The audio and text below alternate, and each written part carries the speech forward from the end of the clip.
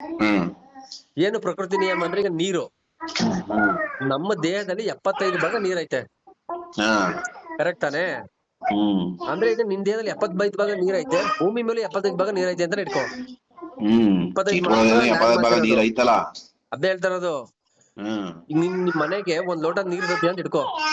ಹ್ಮ್ ಆ ನೀರನ್ನ ನೀನು ಹ್ಮ್ ಕಾಯಿಸಿದ್ರೆ ಏನಾಗತ್ತಪ್ಪ? ಅವೇ ಆಗುತ್ತೆ. ಆವಿ ಆಗತ್ತೆ. ಹ್ಮ್ ಬಟ್ ಈಗ ನಿಂದು ಕಾಯಿಸಿದಾಗ ಆವಿ ಆಯ್ತು, ಬಟ್ ನಿನ್ ಪಾತ್ರೆಯಿಂದ ಖಾಲಿ ಆಗೋಗುತ್ತೆ. ಹ್ಮ್ ಬಟ್ ಈಗ ಹಂಗಾರೆ ನೀರ್ ಇಲ್ಲ ಅಂತಾನ ಲೆಕ್ಕ. ಇಲ್ಲ, ಬೇರೆ ಫಾರ್ಮಲ್ ಐತೆ. ಅಂದ್ರೆ ಅದು ನಿನ್ ಕಣ್ಣು ಕಾಣಿಸ್ತಾ ಇಲ್ಲ ಅಷ್ಟೇ. ಅಷ್ಟೇ. ಅಂದ್ರೆ ಆಕಾಶದ ಫಾರ್ಮ್ಗೆ ಹೋಯ್ತು, ಸ್ಪೇಸ್ ಹೋಯ್ತು, ಅಲ್ಲಿ ಕ್ಲೌಡ್ ಆಗೋ ಇನ್ನೊಂದು ಗಾಳಿ ಆಗೋ ಸೇರ್ಕೊತ್ತು. ಹ್ಮ್ ಬಟ್ ಅದೇ ನೀನು ಫ್ರಿಜ್ ಒಳಗೆ ಇಟ್ರೆ ಗಟ್ಟಿ ಆಗುತ್ತೆ. ಗಟ್ಟಿ ಆಗತ್ತೆ. ಹ್ಮ್ ಸೊ ಅಂದ್ರೆ ನೀನ್ ಯಾವ ಲೋಡ್ ತೊಳಗ್ ಇಟ್ಟಿರ್ತಿ ಆ ಶೇಪ್ ಬರುತ್ತೆ. ಹೌದು. ಅದನ್ನ ನೀನು ಫ್ರಿಜ್ ಇಂದ ಹೊರಗಡೆ ಸ್ವಲ್ಪ ಹೊತ್ತು ಬಿಟ್ಬಿಟ್ಟು ತೆಗೆದ್ರೆ ನೀನ್ ಅದನ್ನ ಹೊರಗಡೆ ಐಸ್ನೇ ಸಪರೇಟ್ ಮಾಡ್ಬೋದು, ಮತ್ತೆ ಲೋಟನೇ ಸಪರೇಟ್ ಮಾಡ್ಬೋದು. ಹ್ಮ್ ಕರೆಕ್ಟ್ ತಾನೆ? ಹ್ಮ್ ಆ ಐಸ್ ನೀನ್ ನೀರು ಅಂತ ನಂಬ್ಕೊಂಡಿದ್ಯಲ್ಲ, ಹ್ಮ್ ಅದೇ ನಮ್ದು ಫಿಸಿಕಲ್ ಎಕ್ಸಿಸ್ಟೆನ್ಸ್ ಅಥವಾ ಹ್ಮ್ ಬಾಡಿ. ಹ್ಮ್ ಆ ಲೋಟ ಐತೆ ನೋಡು, ಹ್ಮ್ ಅದನ್ನ ಸಪೋರ್ಟ್ ಮಾಡ್ತಾ ಇತ್ತಲ್ಲ, ಅದು ಬಾಡಿಗೆ ಸರ್ವೈವ್ ಆಗಕ್ಕೆ ಅಥವಾ ಐಸ್ ಆಗಕ್ಕೆ ಸಪೋರ್ಟ್ ಮಾಡ್ತಿತ್ತು ಲೋಟನೇ ತಾನೆ. ಹ್ಮ್ ಆ ಲೋಟನೇ ನಮ್ ಈ ಎಕ್ಸ್ಟರ್ನಲ್ ವರ್ಡ್. ಎಕ್ಸ್ಟರ್ನಲ್ ವರ್ಡ್ ಅಂದ್ರೆ ಈ ನಾವೀಗ ಮೆಟೀರಿಯಲಿಸ್ಟಿಕ್ ಏನ್ ಟ್ರೂತ್ ಅಂತ ಅನ್ಕೊಂಡಿದೀವಿ, ಹೌದು. ಅದೆಲ್ಲ ಆ ನೀರು ಐಸ್ ಆಗಕ್ಕೆ ಸಪೋರ್ಟ್ ಮಾಡದಂತ ಒಂದು ಕ್ರಿಯೆ ಅದು. ಹ್ಮ್ ಅದೇ ಗ್ಲಾಸ್.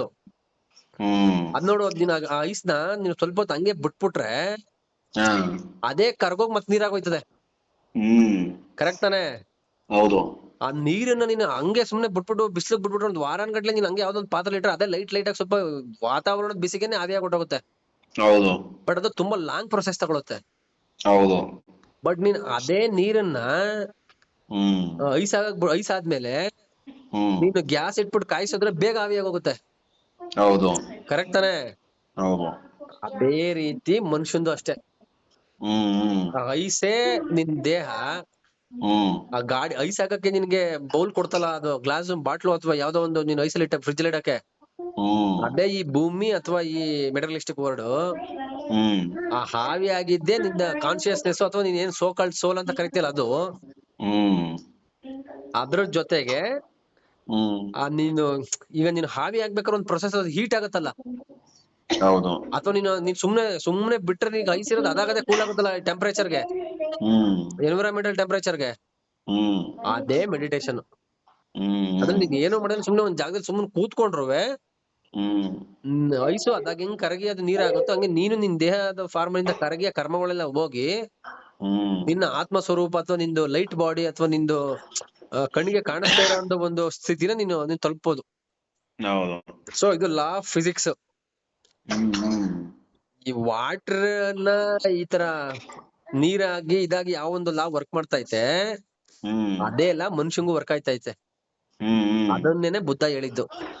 ಹ್ಮ್ ಬುದ್ಧ ಏನ್ ರಿಜೆಕ್ಟ್ ಮಾಡದ ಅಂದ್ರೆ ಈ ಆತ್ಮ ಅನ್ನೋದು ಪರ್ಮನೆಂಟ್ ಶಾಶ್ವತವಾಗಿರ್ತದೆ. ಆತ್ಮ ಅನ್ನೋದು ಅಂತ ಅದನ್ನ ಒಂದು ಫಾರ್ಮೆಟ್ ನಾವು ಕ್ರಿಯೇಟ್ ಮಾಡಿದ್ವಲ್ಲ, ಹ್ಮ್ ಅವ್ನು ಅದನ್ನ ಆತರ ಇಲ್ಲ. ಅದು ನಿನ್ನ ಆತ್ಮ ಅನ್ನೋದು ಒಂದು subject. This is also subject to the physical loss.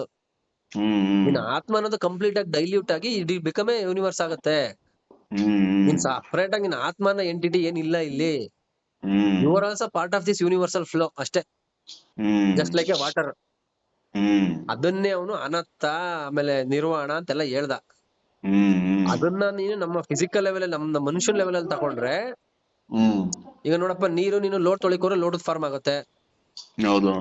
ಕಾಯಿಸಿದ್ರೆ ಆವಿಯಾಗಿ ಹೋಗುತ್ತೆ, ನದಿಲಿದ್ರೆ ಹರ್ಕೊಂಡು ಹೋಗ್ತಾ ಇರುತ್ತೆ. ನೀನು ಆ ಸ್ಟೇಟ್ಗೆ ಹೋಗ್ಬೇಕು, ಹರ್ಕೊಂಡು ಹೋಗೋ ಸ್ಟೇಟ್ಗೆ. ಅಂದ್ರೆ ನೀನು ಒಳ್ಳೇದೇ ಬರ್ಲಿ ಕೆಟ್ಟದೇ ಬರ್ಲಿ ಅಕ್ಸೆಪ್ಟ್ ಮಾಡ್ಬೇಕದ್ನ. ನೀನು ಅದಕ್ಕೆ ರಿಯಾಕ್ಟ್ ಮಾಡ್ಬಾರ್ದು. ಆ ಸ್ಟೇಜ್ಗೆ ಹೋಗ್ಬೇಕು. ನೀನ್ ಎಲ್ಲಾ ಕರ್ಮಗಳು ಕಳ್ಕೊಂಡು ಆ ಸ್ಟೇಜ್ ರೀಚ್ ಆದ್ರೆ ನೀನು ನೀರ್ ತರನೇ ಆಗೋಯ್ತಿಯಲ್ಲ, ಫ್ಲೋ ಆಗೋಯ್ತಿಯ ನೀನು ಆಗ. ಕರೆಕ್ಟಾ? ಆಗ ನಿನಗೆ ಗಾಜಿನ ಬಾಟ್ಲು ಬೇಕಾಗಿಲ್ಲ ಐಸ್ ಆಗಕ್ಕೆ. ಯು ಆರ್ ನಿಂದ ಈ ಫಿಸಿಕಲ್ ಎಕ್ಸಿಸ್ಟೆನ್ಸ್ ಅಂದ್ರೆ ನೀನ್ ಹೊಟ್ಟೋಯ್ತೀಯ ನೀನು. ನೀನ್ ಯಾರು ಕಾಣಿಸಿರಲ್ಲ, ಬಟ್ ನೀನ್ ಅಲ್ಲಿ ಹೈಯರ್ ಲೋಕದಲ್ಲಿ ಎಲ್ಲ ಇರ್ತೀಯ ನೀನು. ಹಂಗೆ ಆತರ ಒಂದು ಪಾಯಿಂಟ್ ಆಫ್ ವ್ಯೂ ಅಲ್ಲಿ, ಸೈನ್ಸ್ ಪಾಯಿಂಟ್ ಆಫ್ ವ್ಯೂ ಅಲ್ಲಿ ಅವ್ನು ಹೇಳಿದ್ದು ಬುದ್ಧ. ಅವನೇನ ಈ ನನ್ನ ಮಕ್ಳು ನಮ್ಮವ್ರು ಅದನ್ನ ಸರಿಯಾಗಿ ಅರ್ಥ ಮಾಡ್ಕೊಳ್ದಾನೆ ಅವನು ಇದ್ರನ್ನೆಲ್ಲ ಯಾರ ಮೊಘಲರ ಜೊತೆ ಯಾರ ಜೊತೆ ಸೇರ್ಕೊಂಡು ಟೀಚಿಂಗ್ಸ್ ಎಲ್ಲ ಇಂಡಿಯಾ ಬಿಟ್ಟು ಓಡೋಗಂಗ್ ಮಾಡಿದ್ರು. ಯಾರನ್ನ? ಟೀಚಿಂಗ್ಸ್ ಎಲ್ಲ ಬುದ್ಧನು ಹಾ ಎಲ್ಲವೀಗ ಎಲ್ಲೂ ಸಿಕ್ಕದಿಲ್ಲ ನಿನ್ಗೆ ನಮ್ಮ ಇಂಡಿಯಾದಲ್ಲಿ. ಎಲ್ಲೋ ಒಬ್ಬೊಬ್ರು ಪಾಪ ತಂದಿ ಏನೋ ಮಾಡ್ತಾವ್ರೆ. ಬಟ್ ಬುದ್ಧ ಇವತ್ತೇನು ಮಾಡ್ರನ್ ಸೈನ್ಸ್ ಐತೆ, ಇವತ್ತೆಲ್ಲ ವೆಸ್ಟರ್ನ್ ಎಲ್ಲ ಹೇಳ್ತಾವ್ರಲ್ಲ, ಇವತ್ ಮಾಡ್ರನ್ ಸೈನ್ಸ್ ಗೆ ಮೇನ್ ಇವತ್ ಕ್ವಾಂಟಮ್ ಫಿಸಿಕ್ಸ್ ಅಂತ ಒಂದ್ ಬಂದೈತೆ.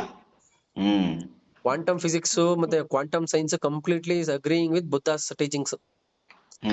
ಅವತ್ತೊಂದ್ ಕಾಲಘಟ್ಟಕ್ಕೆ ಸೈನ್ಸ್ ಇರ್ಲಿಲ್ಲ, ಅವ್ನು ಈ ರೀತಿ ಹೇಳಿದ್ದ. ಬದಲಾವಣೆ ಜಗದ ನಿಯಮ, ಆಮೇಲೆ ಎವ್ರಿ ನ್ಯೂರಾನ್ಸ್ ನೀನ್ ಡೀಪ್ ಡೀಪ್ ಡೀಪ್ ಆಟಮ್ ಒಳಗಡೆ ಹೋದ್ರೆ ಅದ್ರೊಳಗಡೆ ಏನು ಇಲ್ಲ, ನೀನ್ nothing. You are made up of electrons and neutrons ಅಂದ್ರೆ ನಿಮ್ದು ಬಾಡಿ ಚಿಕ್ಕ ಚಿಕ್ಕ ಸೆಲ್ ಕಣಗಳಿಂದ ಆಗಿರೋದು. ಹೌದು. ಏನ್ ಮ್ಯಾನುಫ್ಯಾಕ್ಚರ್ಡ್ ಅಲ್ಲ ನೀನು. You are the multiplication of the cells. ಹೌದು. ನಿನ್ನ deep deep deep deep deep ಒಳಗಡೆ ಹೋದ್ರೆ ನೀನೊಂದು ಸಣ್ಣ ಒಂದು ಕ್ರೀಚ ನೀನು. ಹೌದು. ಅದನ್ನೇ ಮಾಡರ್ನ್ ಸೈನ್ಸ್ ಇವಾಗೆಲ್ಲ ಹೇಳ್ತಾ ಇರೋದು. ಅಂತ ಬಂದು ನಮ್ಗೆ ವಿದ್ಯೆ ಸಿಕ್ಕಿರೋದು ನಮ್ಗೆ ಯಾವ್ದೋ ಜನ್ಮದ ಪುಣ್ಯ ಇದು.